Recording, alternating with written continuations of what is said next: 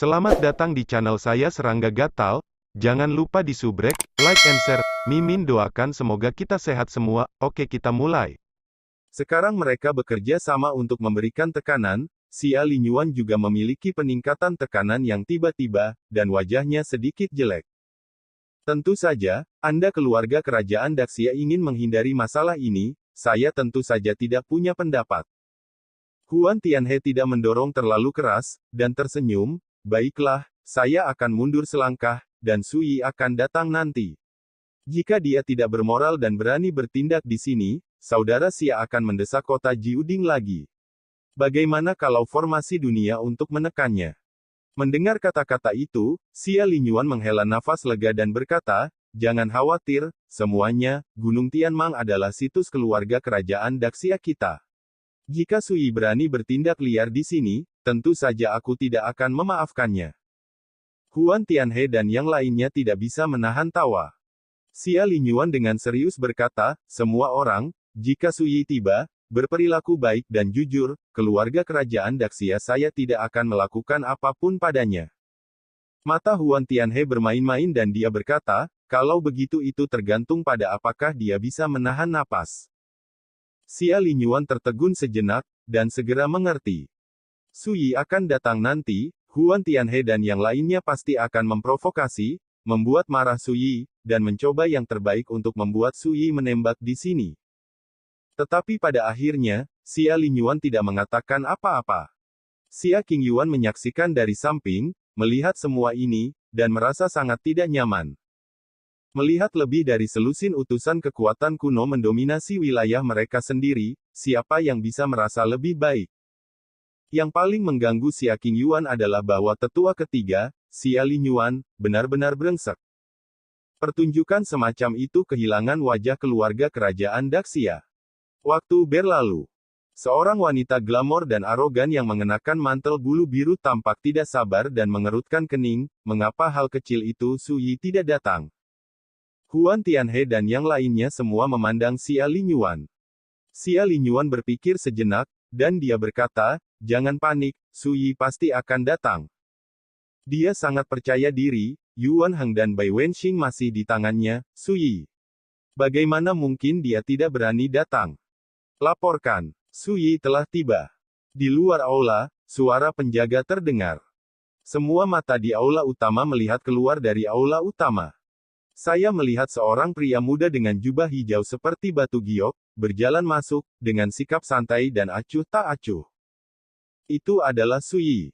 Hati Xia Qingyuan bergetar dan akhirnya datang. Mata Huan Tianhe dan yang lainnya berkilat, dan ada hawa dingin di alisnya. Masuk. Xia Linyuan, yang berdiri tegak di kursi utama di tengah, berbicara dengan ringan, mengesankan. Sui meletakkan tangannya di punggungnya, melangkah ke aula, melirik semua orang yang hadir, lalu memandang Xia Linyuan, dan berkata, apakah kamu Xia Linyuan? Begitu saya tiba, saya tidak menyapanya dan memanggilnya Xia Linyuan. Gerakan santai itu sangat kuat di mata semua orang. Tidak ada sopan santun. Seorang lelaki tua berjubah kuning mendengus dingin, ini adalah lelaki besar di keluarga kerajaan, dan dia tidak menyukai gaya Sui. Sui mengabaikannya. Dia memandang Xia Linyuan dengan acuh tak acuh. Xia Linyuan sedikit mengernyit, lalu tersenyum sedikit, dan berkata, ya, saya memanggil Anda hari ini, teman kecil, silakan duduk. Kata, teman kecil, diperparah olehnya, dan dia berpura-pura menjadi seorang penatua. Sui berdiri diam di tengah aula dan berkata, biarkan dia pergi. Suasana di aula itu membosankan. Siapa yang tidak bisa melihat betapa tangguhnya Sui? Abaikan kata-kata Xia Linyuan sama sekali, pergilah dengan caraku sendiri. Dia tidak khawatir, kehilangan perlindungan keluarga kerajaan Daxia akan dihadapi. Apa konsekuensinya? Hanya Xia Qingyuan yang bersemangat dan bertindak sebagai seorang pria, jadi dia seharusnya begitu. Xia Linyuan semakin mengernyit, dan sangat tidak senang. Mereka. Setelah jeda, dia melanjutkan, ketika bisnis selesai, saya akan membiarkan mereka pergi. Ekspresi Sui sama membosankannya seperti sebelumnya, dan berkata, saya tahu apa yang Anda maksud dengan bisnis, Anda dapat yakin bahwa saya, Su, dapat mengurus semuanya sendiri. Xia Linyuan terkejut. Melakukan semuanya. Oh, hal kecil yang arogan, tanpa perlindungan keluarga kerajaan Daxia, menurutmu berapa hari kamu bisa hidup? Wanita berbaju biru itu mencibir. Utusan lain dari pasukan kuno di sekitarnya juga tertawa. Kelopak mata Xia Qingyuan berkedut, menyadari bahwa utusan pasukan kuno mulai bertarung, dan untuk memprovokasi Su Yi, gunakan segala cara untuk membuat Su Yi melakukannya di sini. Memikirkan hal ini, Xia Qingyuan tidak dapat menahan transmisi suaranya, saudara Su, ke-13 benda lama itu berasal dari kekuatan kuno, dan mereka mengolok-olokmu sekarang, hanya untuk membuatmu marah dan membuatmu lakukan di sini, jadi, 3 tetua akan menggunakan arai batas kota Jiuding untuk berurusan denganmu. Su Yi mendengar kata-kata itu, ekspresinya sama membosankannya seperti sebelumnya. Dia memandang Huan Tianhe dan yang lainnya, dan berkata, saya harap Anda bisa tertawa nanti. Huan Tianhe berkata dengan dingin, Su Yi, apa maksudmu? Apakah kamu masih berani melakukannya di Gunung Tianmang? Su Yi, aku menyarankanmu untuk tenang dan jangan main-main. Di kursi utama pusat, Xia Linyuan berkata perlahan, jangan lupa, ini adalah Gunung Tianmang, situs keluarga kerajaan Daxia. Saya telah berjanji bahwa keluarga kerajaan Daxia tidak akan terlibat dalam masalah ini, tetapi jika Anda main-main di sini, maka kamu sombong. Kamu pikir aku di sini hanya untuk mendengarkan omong kosongmu? Su Yi tidak bisa menahan tawa. Kelopak mata Xia Linyuan melonjak dan dia berkata, apa maksudmu, teman kecil? Keluarga kerajaan Daxia tetap netral, aku tidak peduli, tetapi kamu tidak boleh menahan orang-orangku. Mata Su Yi gelap dan suaranya menjadi lebih redup, dan aku di sini hari ini untuk berdiskusi denganmu Xia Linyuan. Xia Linyuan tercengang, hampir tidak bisa mempercayai telinganya. Apakah anak ini gila? Anggota keluarga kerajaan lainnya juga tercengang. Mereka tidak menyangka Su Yi begitu arogan. Huan Tianhe dan yang lainnya juga merasa tidak masuk akal. Apa ini? Sebelum mereka bisa menghasut, Su Yi akan bertarung dengan keluarga kerajaan Daxia terlebih dahulu. Haha, menarik, sangat menarik. Aku bahkan tidak bisa membayangkan bahwa seseorang akan begitu bodoh untuk menyelesaikan akun dengan keluarga kerajaan Daxia di wilayah keluarga kerajaan Daxia. Apa bedanya dengan kematian? Seorang lelaki tua gemuk tidak bisa menahan tawa. Tiba-tiba, semua orang tertawa terbahak-bahak. Keluarga kerajaan Daxia bertanggung jawab atas arai batas kota Jiuding, dan dapat membunuh biksu spiritual manapun dalam hitungan menit. Dalam keadaan seperti itu adalah kekuatan kuno mereka, tetapi mereka tidak berani terlalu lancang di Gunung Tianmang ini. Su Yi baik, tetapi dia harus mati di sini. Xia Qingyuan tampak aneh dan tersenyum.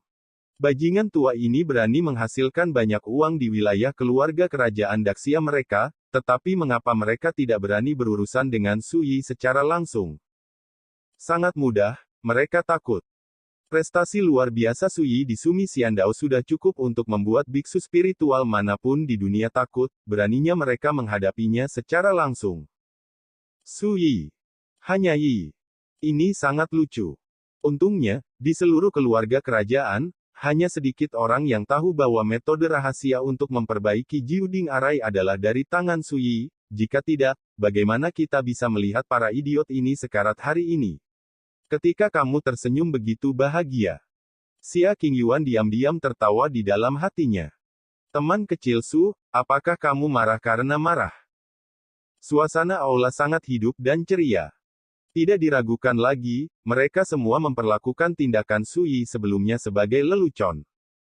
Su Yi tidak tertawa, dia hanya merasa berisik. Dentang. Tawa di aula berhenti tiba-tiba. Semua orang tercengang, anak ini. Apakah dia benar-benar berencana melakukan sesuatu? Hal kecil ini lebih dari terpana oleh kemarahan, menurut saya, itu jelas tidak sabar. Seorang lelaki tua dengan janggut perak memelintir janggutnya dan membuka mulutnya. Mo Wuya, seorang lelaki tua dari sekte Fenyang. Ketika dia berbicara, dia memandang Xia Linyuan, menekannya, dan mendesak, teman Xia, mengapa kamu menyimpannya untuk orang gila seperti itu? Suara itu masih menggema. Saya melihat Sui mengangkat tangannya dan menebas Mo Wuya. Mo Wuya duduk di belakang meja, ketika dia melihat sebuah adegan, sudah terlambat untuk menghindar. Namun, bagaimanapun, dia telah melalui ratusan pertempuran dan memiliki pengalaman yang kaya dalam pertempuran. Ledakan. Di depannya, seteguk kuali roh giok putih tiba-tiba muncul, dan tiba-tiba menjadi berukuran 3 kaki. Dalam waktu singkat, 9 susunan berubah menjadi naga Qian yang hidup, sosok itu melingkar, kepala terangkat tinggi, dan napasnya menakutkan. Kuali 9 Istana. Harta spiritual kelahiran Mo Wuya, yang telah disimpan di dalam tubuh selama hampir 300 tahun, memiliki serangan dan pertahanan. Bunuh dengan sekuat tenaga. Namun, dengan pedang Sui menebas Qi. Naga banjir Qian baru saja muncul, dipenggal, dan tubuhnya berubah menjadi rune yang meledak. Mengikuti, dengan sekali klik, di bawah tatapan kaget semua orang, Qingjiao Jiu Gongding setinggi 3 kaki, seperti tahu, dengan mudah dipotong menjadi 2. Melihat Mo Wuya lagi, dia menatap Sui dengan kosong, dan berkata, "Kenapa? Ini aku. Terlalu banyak omong kosong." Sui berkata dengan santai. Bibir Mo Wuya bergetar, seolah dia akan mengatakan sesuatu. Tetapi pada saat ini, garis darah lurus yang mengejutkan menyebar dari atas kepalanya, diikuti oleh sosoknya, yang terbagi menjadi 2 dan jatuh ke tanah di kedua sisi. Darah panas, seperti air terjun, menyebar dari 2 bagiannya. Memukau. Seekor semut berani menamparkan bibirnya dan menggoyangkan lidahnya. Potonglah. Adegan berdarah itu langsung mengejutkan penonton. Mata semua orang melebar, dirangsang oleh kematian Mo Wuya, ekspresi mereka berubah. Xia Qingyuan tidak bisa membantu tetapi terkesiap. Dia tidak menyangka bahwa Sui akan begitu cepat membunuh seorang lelaki tua di alam roh, semudah menghancurkan seekor semut. "Kenapa kamu tidak tertawa?" Sui melihat sekeliling, bibirnya mencibir. Di tangannya, pedang Xuanwu hitam sehalus malam bersinar dengan kilau menakutkan. "Rekan Taoisia, putra ini berani melakukan pembunuhan di Gunung Tianmang, kamu masih belum menembak." Huan Tianhe sedang minum. Ketika dia berbicara, dia dan utusan pasukan kuno lainnya sudah waspada, menjalankan dowsing, mengorbankan harta, dan menunggu dengan kekuatan penuh. Satu persatu. Mereka datang ke sini, tetapi mereka tidak pernah berpikir untuk melawan Sui. Jika tidak, mereka tidak akan menggunakan kekuatan di belakang mereka untuk menindas Xia Linyuan untuk menggunakan arai batas kota Jiuding untuk menghadapi Sui. Ini berani. Seorang lelaki tua berjubah kuning berteriak dengan marah. Berisik. Mata Sui bersinar dengan listrik dingin, pedang Xuanwu melayang di udara, dan dia mulai lagi. Pedang Qi setinggi 3 kaki melintas di kehampaan, menebas pria tua berjubah kuning itu. Pedang ini sangat tajam dan memiliki momentum yang gigih. Namanya terbelah gunung dan laut. Meski lelaki tua berjubah kuning itu sudah siap, dia masih ngeri saat berhadapan dengan pedang ini dan merasakan ancaman yang fatal. Dia menghindar tanpa ragu-ragu. Percikan darah. Meskipun lelaki tua berjubah kuning menghindari pedang, lengan kanannya masih tersapu, dan seluruh lengannya terputus. Tanah. Semua orang yang hadir merasa kedinginan. Mereka tahu sejak awal bahwa meskipun Sui berada di alam pengumpulan bintang, kekuatan tempurnya setinggi langit. Ketika mereka menghadapi Sui, alasan mengapa mereka begitu berani adalah karena mereka memiliki kepercayaan penuh pada arai batas kota Jiuding.